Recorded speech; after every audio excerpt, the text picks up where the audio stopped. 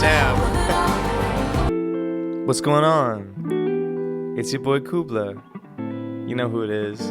And today, we're gonna do another video, a little bit unusual, because we're gonna listen to a kind of artist I don't normally listen to. We're gonna listen to a straight up pop record. Taylor Swift's new album, which is called Folklore. I haven't listened to a Taylor Swift album since 2014 when 1989 came out. And that was a good album.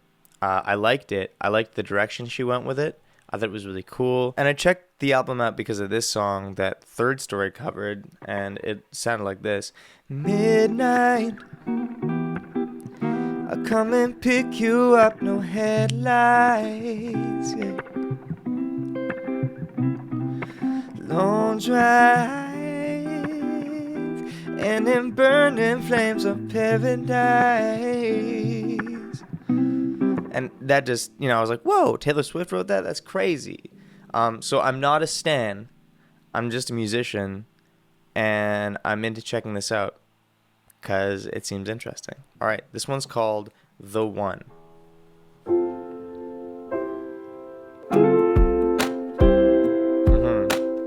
Yeah, right.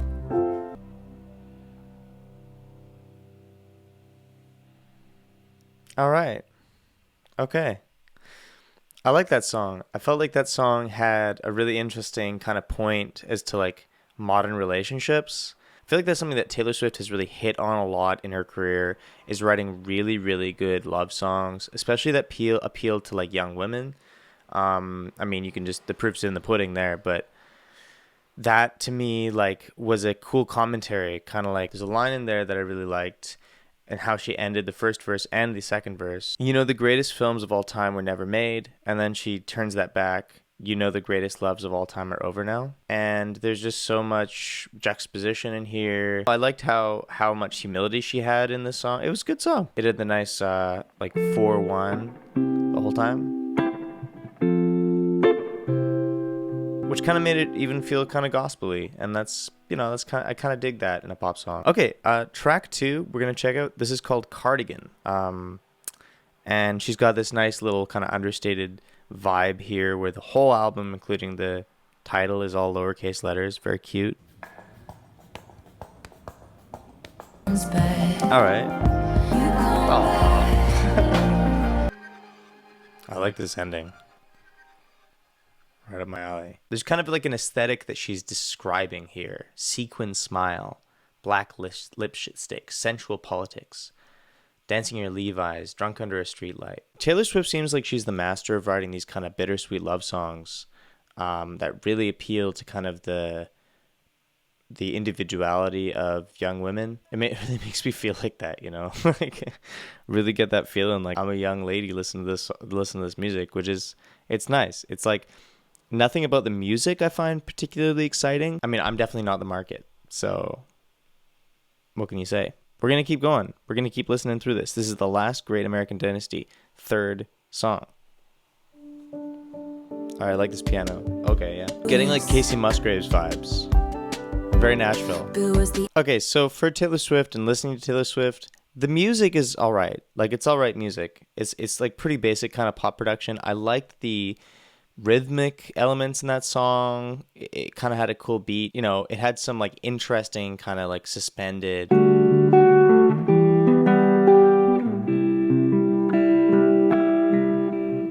There goes the last great American dynasty. To me, it has like a very like Nashville kind of storytelling flow in the feeling of the lyrics and everything. I really enjoyed it. I thought it was a good song. The next song is the one that I've been looking forward to because it's got Bon Iver, and I love Bon Iver. So this is track 4. It's called Exile, featuring Bon Iver.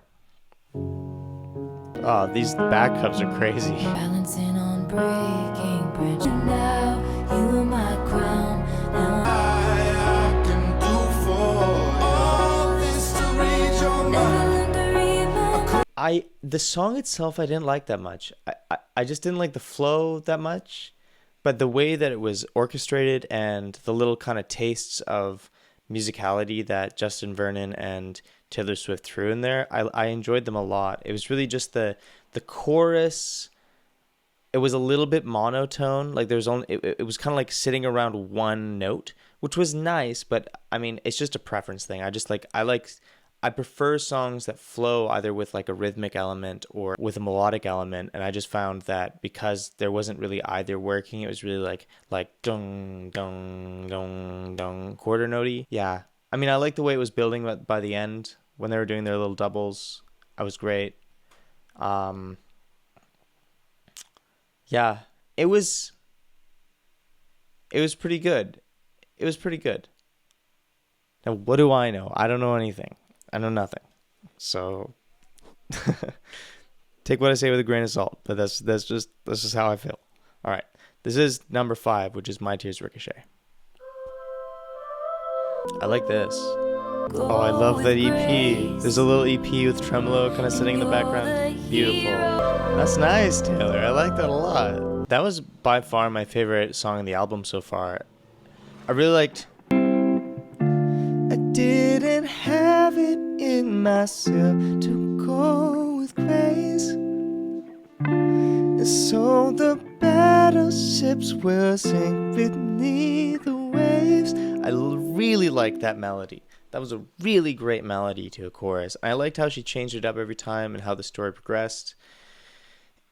You know, it was written from the perspective of somebody who was like the object of the funeral, like the dead person. I especially like and I didn't have it in myself to go with grace, and you're the hero flying around saving face, because it's like this person that was really bad to the dead person is now coming back to somehow inject himself into the family again. I really dig that song. That's a really unique take on a really unique kind of theme, and it was beautifully produced. Like the harmonies and stuff like that, and that there was like a really nice EP sitting in the background, and eventually when kind of the 80s style sort of production came in, and there was some vocoder in there, and it's really really great ear candy, really great song. My Tears Ricochet, that was really great. I really enjoyed that. Next song is going to be Mirror Ball, and that is the 6th track. Here we go.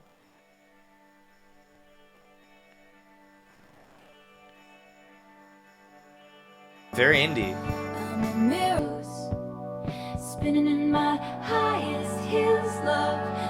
That sounded almost like an Always song, like Always. I don't know how you say it, but it just had like a very like indie kind of feel, like very reverby. Even though it was kind of weird production wise, because normally when you hear one of those songs, the vocals can be kind of buried or kind of like with the band. But in this case, that it had like a definite pop vocal production, so it felt like the vocals were like way in front of the rest of the instruments, which was weird for me. You find me on my tallest tiptoes. I don't know if I liked these hooks that she's throwing in here.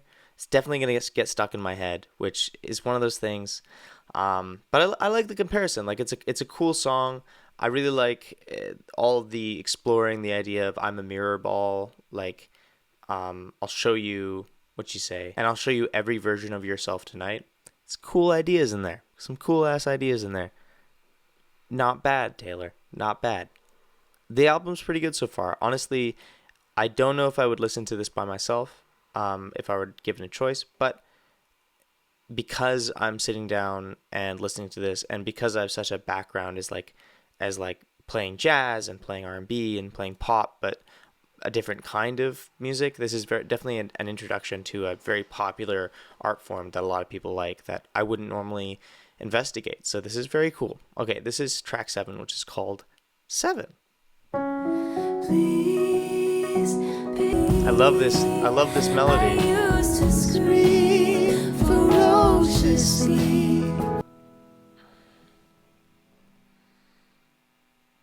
Okay, this album so far, like there's nothing that hype about it, but I really like the song and how it really emphasized this lyrical element. I mean, it does that with a lot of these songs, but with this one it's like a folk song, our love will be passed on. That really stood out to me as a line, as well as this feeling like she's talking about her, I guess her friend who had like a bad childhood or something. And yeah, she really explores it really well. She really fleshes out this picture. She really paints a picture with her songwriting. Mad respect, Taylor Swift. Mad respect. This is quite a listen. All right, that was 7. This is August, and here we go. Whoa. Damn. Oh, I dig this. Oh, this is great.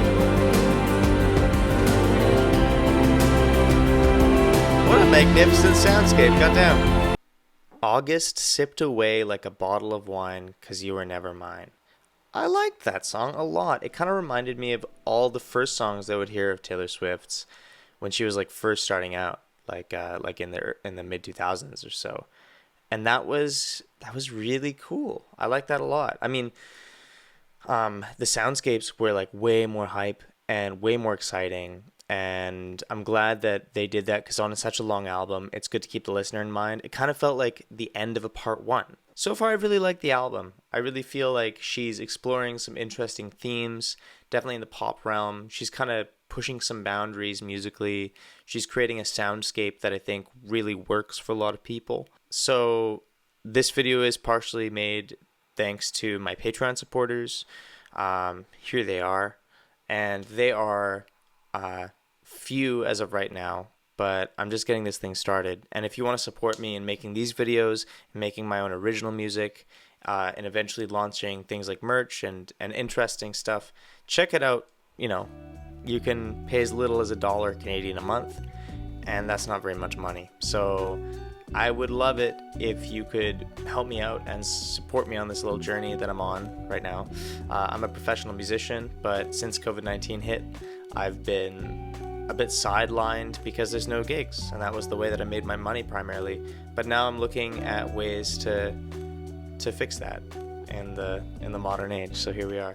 If you like the video, subscribe, and I have music all over the internet as well. I have music on this YouTube channel. I have music on Bandcamp. You can check it out through my website. And my EP Golden Boy is coming out August 25th as well, so you can pre-save that too. And yeah, I hope that you are having a fantastic week, and we'll see you for part 2 of listening to Taylor Swift's Folklore very soon. Peace out.